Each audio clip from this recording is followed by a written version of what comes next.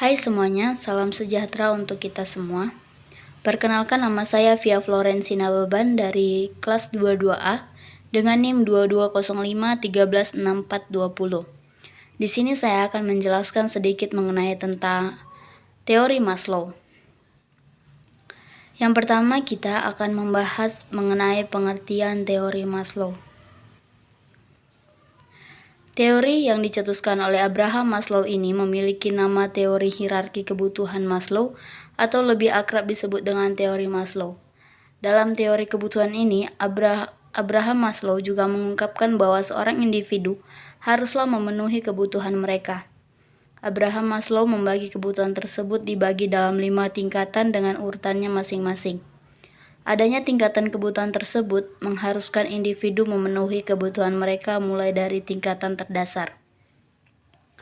Selanjutnya, kita akan membahas sinopsis dari cerpen cerita Si Manggis. Sinopsis dalam cerita cerpen ini yaitu menceritakan tentang seorang gadis kecil yang sangat dekat dengan orang tuanya.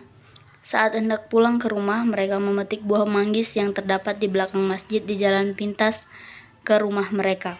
Dan sesampainya di rumah, ayahnya menceritakan tentang asal-usul pohon manggis kepada gadis tersebut. Tetapi ayahnya tidak memberitahu bahwa kejadian yang ia ceritakan tepat di belakang masjid tempat mereka memetik manggis tersebut. Selanjutnya kita akan masuk kepada makna sinopsis yang terdapat dalam cerpen cerita Si Manggis. Makna dari sinopsis cerpen ini adalah seorang gadis yang menyayangi orang tuanya, begitu juga orang tuanya sangat menyayangi gadis kecil tersebut. Selanjutnya kita akan masuk kepada penerapan teori Maslow dalam cerpen cerita Si Manggis.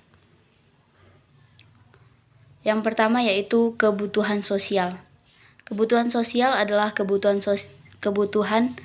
sosial dan kasih sayang. Kebutuhan ini mencakup dorongan rasa dibutuhkan orang lain, kebutuhan untuk dicintai, memiliki pasangan, bersosialisasi di masyarakat, dan sebagainya.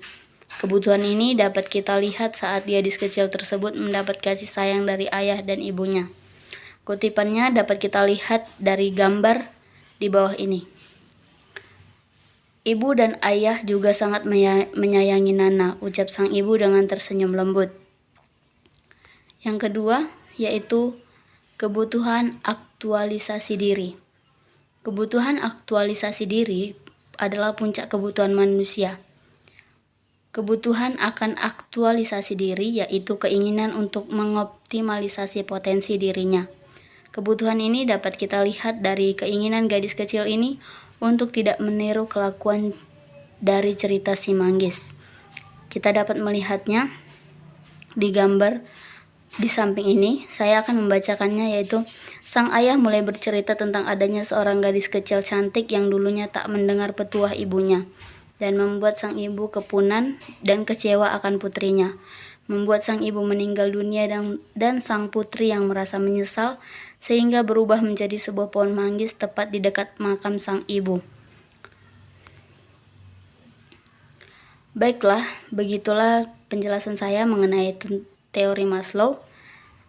Sampai jumpa di video berikutnya. Bye-bye.